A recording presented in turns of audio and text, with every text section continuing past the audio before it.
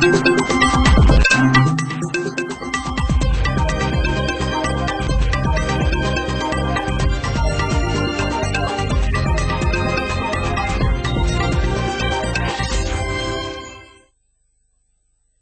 हूं सनाई, TV news में आपका खैर मकदम है। सबसे पहले हेडलाइंस।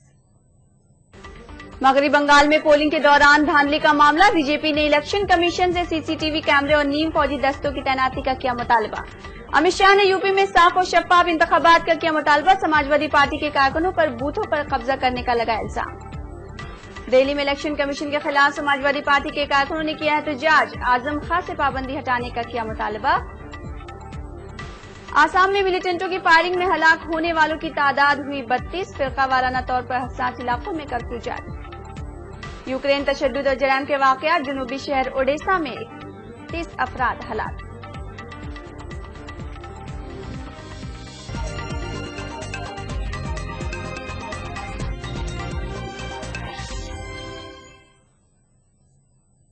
नाज़रीन, ये थी सुर्खियां। खबरें तफसील से।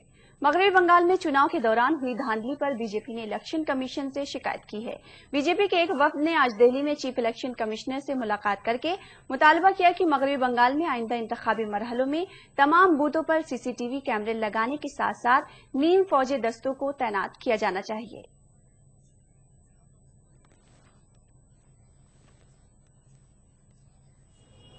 30 तारीख के चुनाव में जो रिगिंग हुआ, बूथ कैप्चरिंग हुई और वायलेंस हुआ और पूरा चुनाव को ममता जी के नेतृत्व में तृणमूल कांग्रेस के कार्यकर्ताओं ने गुंडागर्दी कैसे करके कैसे प्रभावित किया, इसके बारे में हमने अवगत कराए और इसके बारे में कार्रवाई करने के लिए हमने उनसे निवेदन किया और आग्रह किया। उसके साथ और दो जो चरण के चुनाव हैं, 7 तारीख के और 12 तारीख के, ये दोनों चुनाव के बारे में कड़ी निगरानी और चौकसी होना चाहिए, इसका भी आग्रह किया।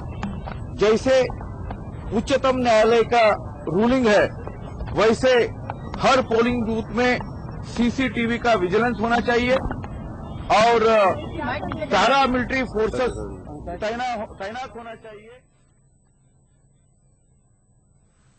नाज़रीन, इस वक्त हम आपको ले चलेंगे अमेठी, जहां पर राहुल गांधी इंतखाबी रैली से खिताब कर रहे हैं।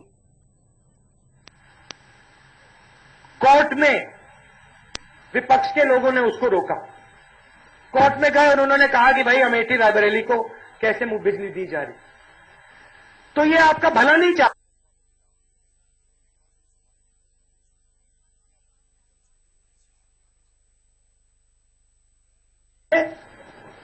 भाषण करते हैं, चले जाते हैं। चुनाव के एक दिन बाद आपको ये यहां नहीं मिलेंगे और मैं, प्रियंका जी, सोनिया जी आपको यहां मिलेंगे। आपके बीच में हम आएंगे और आपकी लड़ाई हमारी लड़ाई। आप सब दूर दूर से आए, मुझे आप ज्ञान देते हो, प्यार देते हो और कांग्रेस पार्टी के वर्कर से मैं कहना चाहता हूं, मैं प्रचार बाकी हिंदुस्तान में करता हूं, आप यहां मेरे लिए लड़ते हो, आप लड़ जाते हो, आपका बहुत बहुत धन्यवाद। आप हमारी रीढ़ की हड्डी हो। आप दिखाओ इनको कांग्रेस पार्टी क्या है, अमेठी की जनता क्या है, अमेठी की महिला क्या है। आप सबका बहुत बहुत धन्यवाद। जय हिंद। भी देख रहे थे यूपी के अमेठी से, जहां पर कांग्रेस के नायब सदर राहुल गांधी इंतखाबी रैली से खिताब कर रहे थे। रुख करेंगे। और उसमें मंत्री भी वैसे मंत्री हैं जो अपने आप नहीं कर सकते और करेंगे नहीं, और उनको कहा गया होगा। किसने कहा होगा? प्रियंका ने कहा होगा, क्योंकि आजकल वही इस प्रकार से उटपटांग कामें करा रही है और बोल रही है, और एक तरफ अब विपक्ष को चूहा कहती है और दूसरी तरफ यानी कोई उनके खिलाफ छापना ही नहीं चाहिए। मगरबी बंगाल में चुनाव के दौरान हुई धांधली पर बीजेपी ने इलेक्शन कमीशन से शिकायत की है। बीजेपी के एक वफद ने आज दिल्ली में चीफ इलेक्शन कमिश्नर से मुलाकात करके मुतालबा किया कि मगरबी बंगाल में आइंदा इंतखाबी मरहलों में तमाम बूथों पर सीसीटीवी कैमरे लगाने के साथ साथ नीम फौजी दस्तों को भी तैनात किया जाए।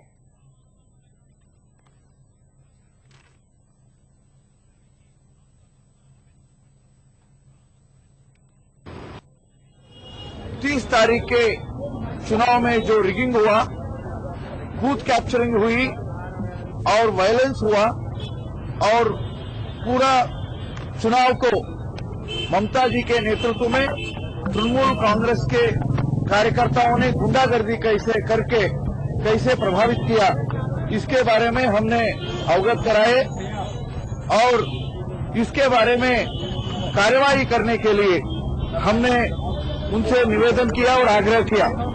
उसके साथ और दो जो चरण के चुनाव हैं, 7 तारीख के और 12 तारीख के, ये दोनों चुनाव के बारे में कड़ी निगरानी और चौकसी होना चाहिए, इसका भी आग्रह किया। जैसे उच्चतम न्यायालय का रूलिंग है, वैसे हर पोलिंग बूथ में सीसीटीवी का विजिलेंस होना चाहिए और पैरामिलिट्री फोर्सेस तैनात होना चाहिए। यूपी में बीजेपी के इंचार्ज अमित शाह ने इलेक्शन कमीशन से उत्तर प्रदेश में साफ और शफाफ इंतखाबात कराने की मांग की है। अमित शाह ने बनारस में प्रेस कॉन्फ्रेंस करते हुए समाजवादी पार्टी के कारकुनों पर बूथों पर कब्जा लगाने का इल्जाम लगाया। ऐसे वाकयात पर काबू पाने के लिए उन्होंने एक नीम फौजी अमले की तैनाती का मुतालबा किया। अमित शाह ने कहा कि बीजेपी इस सिलसिले में इलेक्शन कमीशन को मकतूब भी रवाना करेगी। के द्वारा बूथ कैप्चरिंग की घटनाएं सामने आई हैं। अलग अलग कॉन्स्टिट्यूएंसी से हमने इसकी चुनाव आयोग को कंप्लेंट्स भी भेजी हैं और आज भारतीय जनता पार्टी लिखित स्वरूप में भी ये मांग चुनाव आयोग को भेज रही है कि क्योंकि देश के बड़े हिस्से में चुनाव समाप्त हो चुके हैं, पैरामिलिट्री फोर्सेस की उपलब्धता भी है, तो फ्री एंड फेयर चुनाव के लिए पूरे उत्तर प्रदेश के हर बूथ पर पैरामिलिट्री फोर्सेस लगाने चाहिए। समाजवादी पार्टी के कारकुनों ने दिल्ली में इलेक्शन कमीशन के खिलाफ एहतजाज किया। इलेक्शन कमीशन की जानिब से आजम खां पर पाबंदी के खिलाफ यह एहतजाज किया गया। समाजवादी पार्टी के कारकुनों ने आजम खां से पाबंदी हटाने का मुतालबा किया है।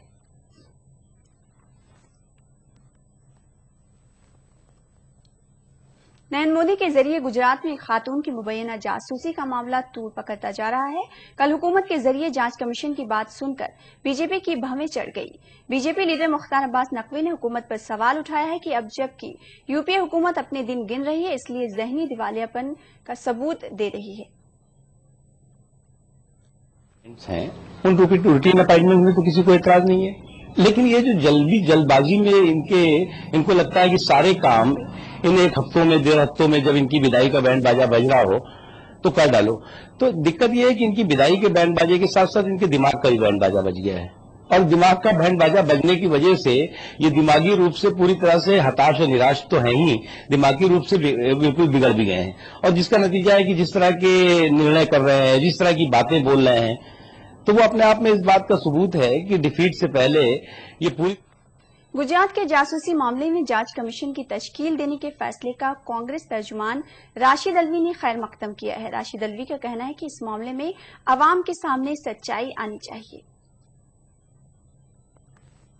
का है और उसके जज का अपॉइंटमेंट का मामला है, ये तो पहले ही हो जाना चाहिए था।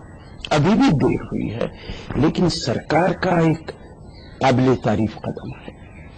कमीशन बने, सच्चाई देश के सामने आए और इस कमीशन से देश की महिलाओं में एक एहसास पैदा होगा अपनी सिक्योरिटी का और खास तौर से गुजरात की महिलाओं के अंदर अपनी सिक्योरिटी का एहसास पैदा होगा। अगले फौजी सरबराह की तकर्री से मुताल्लिक मामले पर इलेक्शन कमीशन गौर कर सकता है। इलेक्शन कमीशन के हुक्काम के मुताबिक इस मामले पर अगले हफ्ते मीटिंग होगी। इलेक्शन कमीशन के जराये का कहना है कि वजारत दफा से रेफरेंस मौसूल हुआ है और इस मामले की तफ्तीश की जा रही है। ताहम इस मामले पर फिलहाल कोई हतमी फैसला नहीं किया गया है। समझा जाता है कि इस सिलसिले में पीर या मंगल को इलेक्शन कमीशन की मीटिंग होगी।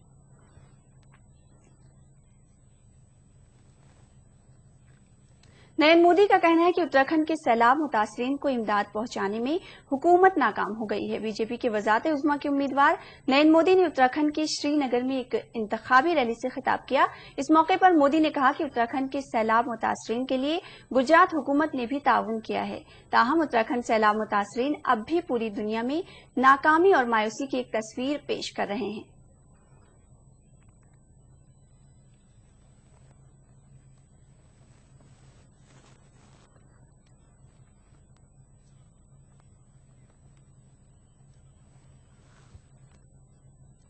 तमिलनाडु सीबीसीआईडी ने इशारा दिया है कि चेन्नई धमाकों और पटना सिलसिलेवार धमाकों के तार आपस में जुड़े हो सकते हैं, क्योंकि धमाका खेज अशिया में कुछ मुमासलत पाई जा रही है। इस बीच जुमेरात को चेन्नई सेंट्रल रेलवे स्टेशन पर हुए धमाकों की जांच में सीबीआईसीडी की जानिब से जारी करदा सीसीटीवी फुटेज की जांच जारी है। फुटेज में जो मुश्तबा शख्स नजर आ रहा है, पुलिस इसके बारे में जानकारी जमा करने में जुटी हुई है। वहीं तमिलनाडु की वजीर आला जयललिता ने वाजे किया है कि उन्होंने कभी भी दोहरे धमाकों की जांच एनआईए से कराने को लेकर इनकार नहीं किया है। जुम्मा के रोज वजीर दाखिला सुशील कुमार शिंदे ने प्रेस कॉन्फ्रेंस में कहा था कि रियासती हुकूमत की इजाजत के बगैर मामले में एनआईए से जांच नहीं कराई जा सकती है। जुमेरात को बेंगलुरु गुवाहाटी एक्सप्रेस में हुए धमाकों में एक खातून हलाक और 14 जख्मी हुए थे। आसाम में मिलिटेंट हमलों में दो रोज के दौरान कम से कम 32 अफराद हलाक और 14 जख्मी हुए हैं। बस्का जिले में मजीद 9 लाशें बरामद की गई हैं। उसके बाद हलाकतों की तादाद 32 हो गई है। फिरका वाराना तौर पर हसास कोखराझार और बक्सा जिलों में ये वाकयात पेश आए हैं। दोनों इजला में गैर मुअय्यना मुद्दत का कर्फ्यू नाफिज कर दिया गया है और देखते ही गोली देने के अहकामात सादिर कर दिए गए हैं। उसके अलावा एहतियाती इक़दामात के तौर पर चिरंग जिले और धुबरी के बाद इलाकों में भी कर्फ्यू नाफिज किया गया है। इतलात के मुताबिक मिलिटेंट ग्रुप एनडीएफबी के 14 मुसल्लह जंगजूओं ने खोखराझार जिले के एक गांव में चंद मकानों में दाखिल होकर अंधाधुंध फायरिंग कर दी। फायरिंग में 7 हलाकतें हुई हैं। महलूकीन में 4 ख्वातीन और 2 बच्चे भी शामिल हैं। बाद-ए-अज़ा बक्सा जिले के 2 अलहदा मकामात पर गोलियों से छलनी 12 लाशें भी बरामद की गई। इसके अलावा इस इलाके में एक मखसूस तबके से ताल्लुक रखने वाले अफराद के कम से कम 70 मकानों को भी नजर आतिश कर दिया गया। इसी जिले में जुमेरात की रात भी एक ही खानदान के 3 अफराद को हलाक कर दिया गया था। सूरत हाल को काबू में करने के लिए फौज का भी तायुन हासिल किया जा रहा है।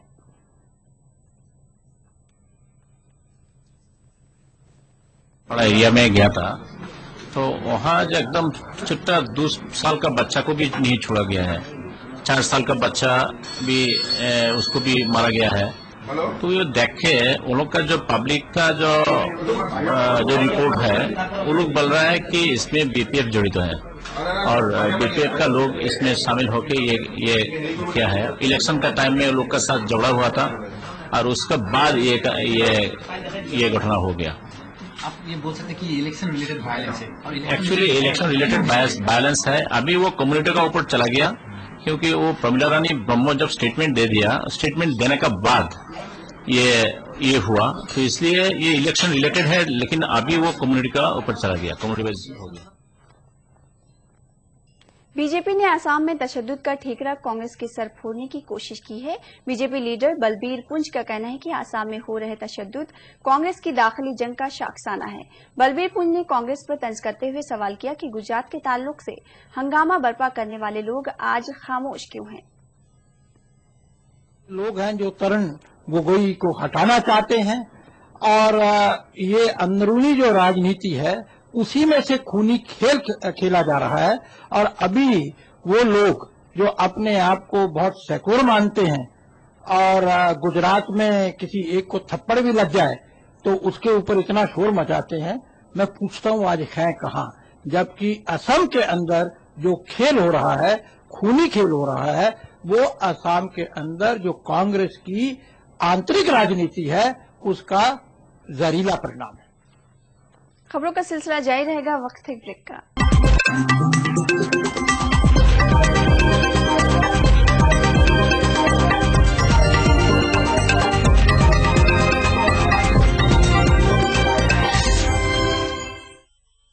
नाज़रीन, इस वक्त हम रुख करेंगे उत्तराखंड का, जहां पर मोदी की रैली चल रही है।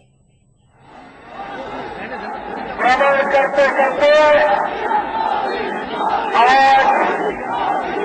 उत्तराखंड की धरती पर पहुंचा हूं। भाइयों बहनों, ये चुनाव ऐसा है जो राजनीतिक दल नहीं लड़ रहे हैं। ये चुनाव ऐसा है जो नेता नहीं लड़ रहे हैं।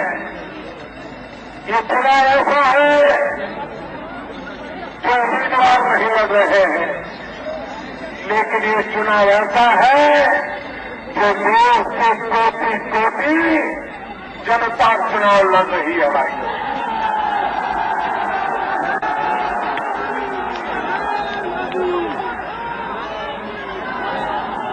भाइयों बहनों, पहले से चुनाव होते थे जो सत्ता दल में है उनको हटाने के लिए विरोधी दल रणनीति बनाता था,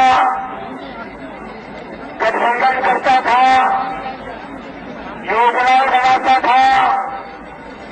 ये पहला चुनाव ऐसा है कि जिसमें सत्ता दल और दलों के साथ मिलकर के षड्यंत्र कर रहा है, गठबंधन कर रहा है, रणनीतियां बना रहा है और वो भी सरकार बचाने के लिए नहीं, सरकार बचाने के लिए नहीं। उनका एक ही मुद्दा है, कुछ भी कराओ, जिसके साथ मिलना है मिलो, गठबंधन करना है तो गठबंधन करो, लठबंधन करना है तो लठबंधन करो, कुछ भी होगा। लेकिन मोदी को रोको, कुछ भी करो, मोदी को रोको। भाइयों बहनों, विरोधी दल की शक्ति को रोकने के लिए अगर कांग्रेस पार्टी और उसके साथ लोगों लोगों के चने चबाने पड़ रहे हैं आजकल।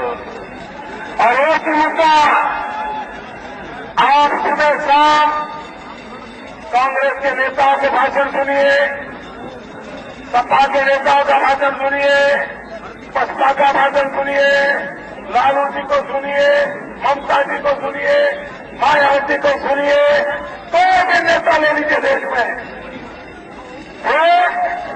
किसानों के लिए क्या करेंगे, चुप है।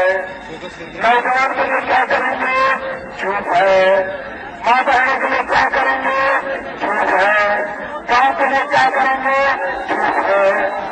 एक ही बात बोलते हैं, सबके साथ सुबह से शाम तक एक ही नारा, मोदी रोको, मोदी रोको।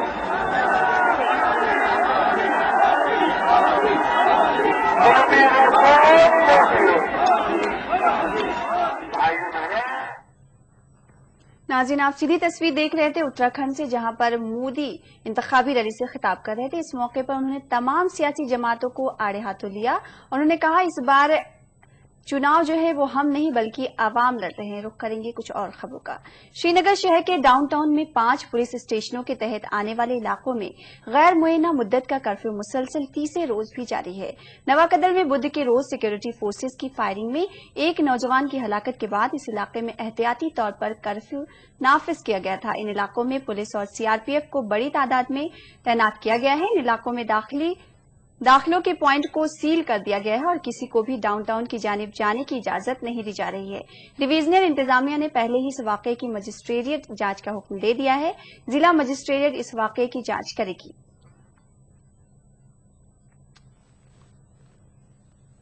आम आदमी पार्टी के लीडर योगेंद्र यादव ने कहा कि अमेठी में सीधा मुकाबला राहुल और कुमार विश्वास के बीच है। उन्होंने कहा कि पहली बार अमेठी में ऐसा लग रहा है कि जागीरदारी निजाम का खात्मा होगा, क्योंकि हमेशा से यहां पर एक ही खानदान के उम्मीदवार की जीत हो रही है। ये जो था कि अमेठी और रायबरेली किसी एक परिवार का गढ़ है, उसकी जागीर है, जहां दूसरे आएंगे भी नहीं, प्रचार भी नहीं होगा, कम से कम वो तो टूटा है, लोकतंत्र के लिए अच्छा है। मुझे लगता है कि शुरू से ही राहुल बनाम कुमार विश्वास का संघर्ष था, जिसको हमने मंच से घोषित किया था, और वही चले जा रहा है। बीजेपी कोशिश कर रही है, कोशिश हर एक को ही करनी चाहिए। यहाँ पे मेरी समझ में राहुल गांधी बनाम कुमार। कांग्रेस नायब सदर राहुल गांधी ने अमेठी में एक इंतखाबी रैली से खिताब करते हुए कहा कि अमेठी को आगे बढ़ाना उनका मकसद है। इस मौके पर राहुल ने अमेठी में अपनी हुसूलियाबियों की तफसील अपने कामों का हवाला देते हुए आवाम से वोट मांगा। आपको आगे बढ़ाने का लक्ष्य है, अमेठी को चमकाने का लक्ष्य है। पिछले 5 सालों में यहां की मैं बात करता हूं, आपने हॉस्पिटल की बात उठाई थी, 200 बेड का हॉस्पिटल हम लाए। केंद्रीय विद्यालय की बात की थी, केंद्रीय विद्यालय लाए। यहां महिलाएं बैठी हैं, आपको मैं पहचान भी रहा हूं। लाखों महिलाओं को हमने समूह से जोड़ा। बिजली की जिम्मेदारी और लोकल सड़क की जिम्मेदारी यूपी सरकार की जिम्मेदारी। नेशनल हाईवे हमने बनाए हैं। मुबैना इश्ताल अंगेज तकरीर मामले में मजलिस इत्तेहादुल मुस्लिमीन के लीडर अकबरुद्दीन अवैसी की मुश्किलात में इजाफा होने का इम्कान है। झारखंड के शहर बोकारो की एक अदालत ने अकबरुद्दीन अवैसी को 8 जुलाई से पहले अदालत में हाजिर होने की हिदायत दी है। इतलात के मुताबिक बोकारो के चीफ जुडिशियल मजिस्ट्रेट अदालत ने अकबरुद्दीन अवैसी के खिलाफ गुज़िश्ता साल जुलाई में मुबैना इश्ताल अंगेज तकरीर का एक मुकदमा दायर किया गया था। वाज़ेह है कि गुज़िश्ता साल अकबर अवैसी ने आंध्र प्रदेश के जिला आदिलाबाद और निजामाबाद में जलसे आम से खिताब करते हुए मतनाज़ा रिमार्क्स किए थे। बिहार मदरसा बोर्ड के फौकानी और मौलवी के इम्तहानात 19 मई से शुरू हो रहे हैं। मदरसा बोर्ड के चेयरमैन ने पटना में ईटीवी से बात करते हुए इस बात की जानकारी दी। मदरसा बोर्ड के चेयरमैन ने शफाफ तरीके से इम्तहानात मुनक्किद करवाने का दावा किया है।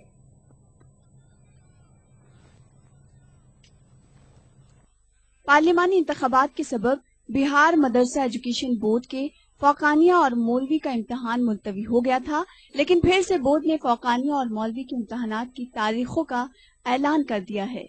बोर्ड के इम्तहानात को पुरअमन और शफाफियत के साथ कराने का यकीन दिलाया है। इसके लिए सूबे के तमाम जिलों के डीएम को मकतूब रवाना किया गया है। वाज़ेह है कि इस बार 1,25,067 तलबा इस इम्तहानात में हिस्सा ले रहे हैं। फौकानिया मौलवी के इम्तहान 19 तारीख से है, 29 तारीख को होगा और मराकज़ इम्तहानात तकरीबन 120 बनाए गए हैं मराकज़ इम्तहानात पूरे बिहार में। दूसरी जानिब मुंतज़मीन ने तलबा के इम्तहान के मराकज़ पर हर हाल में बेंच और दूसरी जरूरतों को मुहैया कराने का भरोसा दिलाया है। आमतौर पर मदरसा बोर्ड के इम्तहानात के मराकज़ पर तलबा जमीन पर बैठकर इम्तहानात देने को मजबूर होते थे, लेकिन इस बार इस सिलसिले में भी बदलाव लाने की बात की गई है। नीचे नहीं बैठना है, फर्नीचर नहीं है अगर जहाँ तो वो उसको डीएम उपलब्ध कराएंगे। जहाँ फर्नीचर नहीं है, ऐसा हो सकता है तो वो डीएम उपलब्ध कराएंगे। अब ऐसा नहीं होगा इंशाअल्लाह। बोर्ड के मुताबिक बदउनवानी करने वालों पर सख्त कार्रवाई की जाएगी। साथ ही तलबा की कॉपियों और सवालात को इम्तहानात के सेंटर पर पहुंचाने के लिए खुसूसी इंतजामात किए गए हैं। ETV news Patna. अब रुख करेंगे बैनुल अक़वामी खबरों का। यूक्रेन में एक मरतबा फिर तशद्दुद फूट पड़ा है। मुल्क के जनूबी शहर ओडेसा में आतिशजदगी के बाद दर्जनों अफराद के हलाक होने की खबर है। ओडिशा में भड़की तशद्दुद की आग मुल्क के दिगर हिस्सों में भी फैल गई है। यूक्रेन की वज़ारत दाखिला ने तस्दीक की है कि कल यूक्रेन के जनूबी शहर ओडिशा में 31 अफराद आतिशजदगी के वाक़या में हलाक हुए थे। मकामी मीडिया के मुताबिक जिस इमारत में आग लगी थी उसमें रूस नवाज फौजी क़याम पजीर थे। बताया जाता है कि ज्यादातर अमवात दम घुटने के सबब हुई है। इस वाक़े के बाद इलाके में कुछ कशीदगी बढ़ गई है।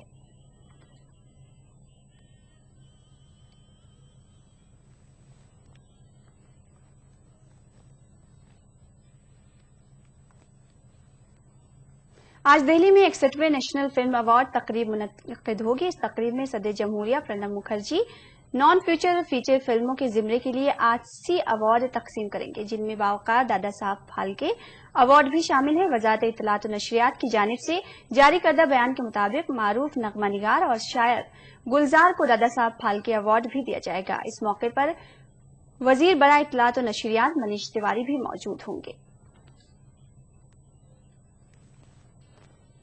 बुलेटिन में फिलहाल इतना ही। आदाब।